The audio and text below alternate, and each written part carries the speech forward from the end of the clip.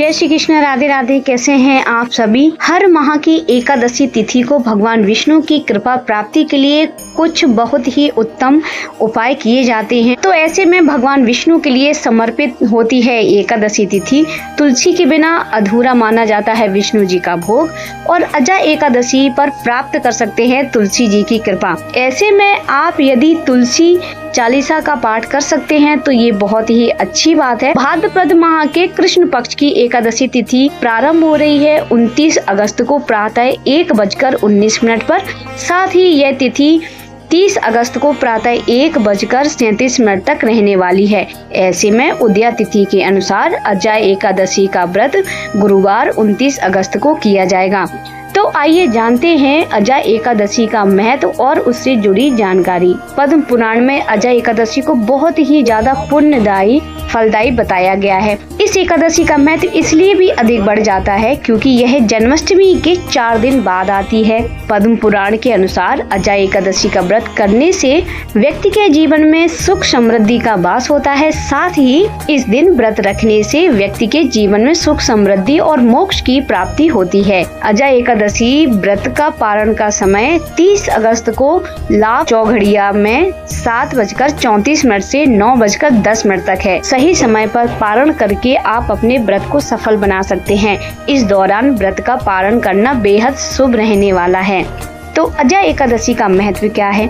पद्म पुराण के अनुसार जो व्यक्ति अजा एकादशी का व्रत करता है उसे सारे पापों से मुक्ति मिलती है। अजा एकादशी के प्रभाव से व्यक्ति के पापों का नाश होता है और साथ ही व्रत के प्रभाव से व्यक्ति को मोक्ष की प्राप्ति होती है। मान्यता यह भी है कि इस व्रत को करने से अश्वमेध यज्ञ के समान शुभ फल मिलता है। तो भक्तों, आइए सुनते हैं अजा एकादशी की व्रत कथा। एक बार जब श्री कृष्ण से अर्जुन ने कहा, हे पुंडरीकाक्ष, मैंने श्रावण शुक्ल एकादशी अर्थात पुत्रदा एकादशी का सविस्तार वर्णन सुना।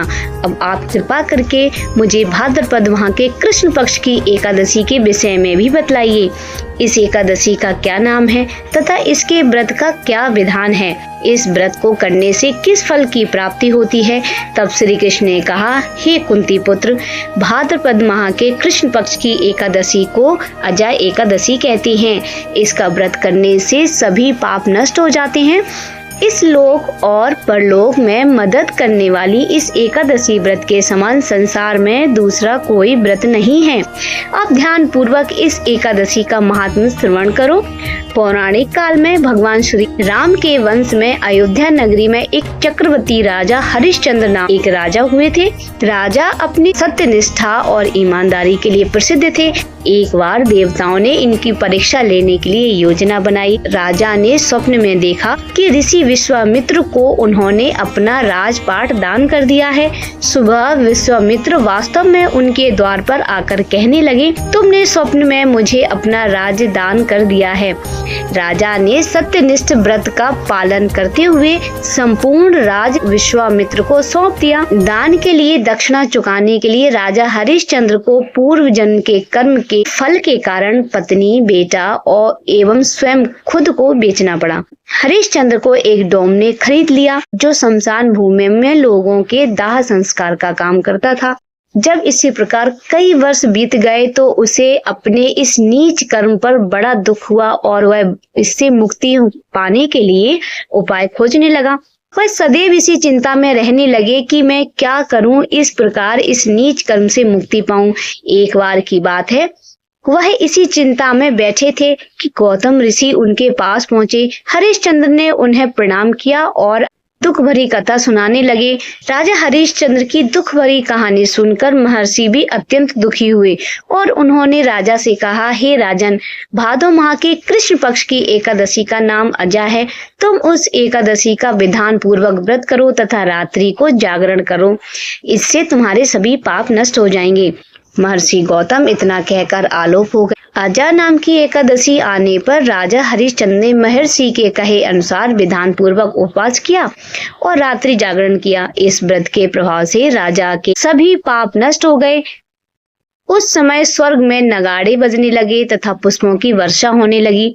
उन्होंने अपने सामने ब्रह्मा, विष्णु, महेश तथा देवेंद्र आदि देवताओं को खड़ा पाया। उन्होंने अपने मृतक पुत्र को जीवित तथा पत्नी को राजसी वस्त्र तथा आभूषणों से परिपूर्ण देखा।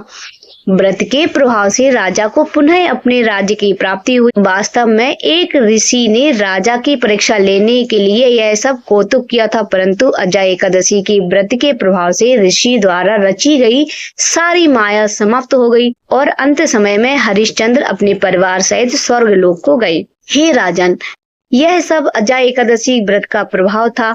जो मनुष्य इस उपवास को विधान पूर्वक करते हैं तथा रात्रि जागरण करते हैं, उनके सभी पाप नष्ट हो जाते हैं और अंत में वे स्वर्ग को प्राप्त होते हैं।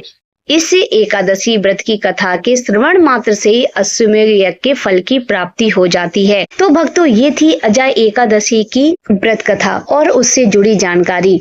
तो प्रेम से बोलिए जय श्री हरि विष्णु। तो अगर भक्तों आपको ये मेरी कहानी, ये मेरा वीडियो पसंद आए तो आप मेरे वीडियो को लाइक करना, चैनल को सब्सक्राइब करना और कमेंट करना ना भूलें। तो मिलते हैं अगले वीडियो में, तब तक के लिए जय श्री कृष्णा, राधे राधे, श्री हरिदास। आप सभी का दिन शुभ हो।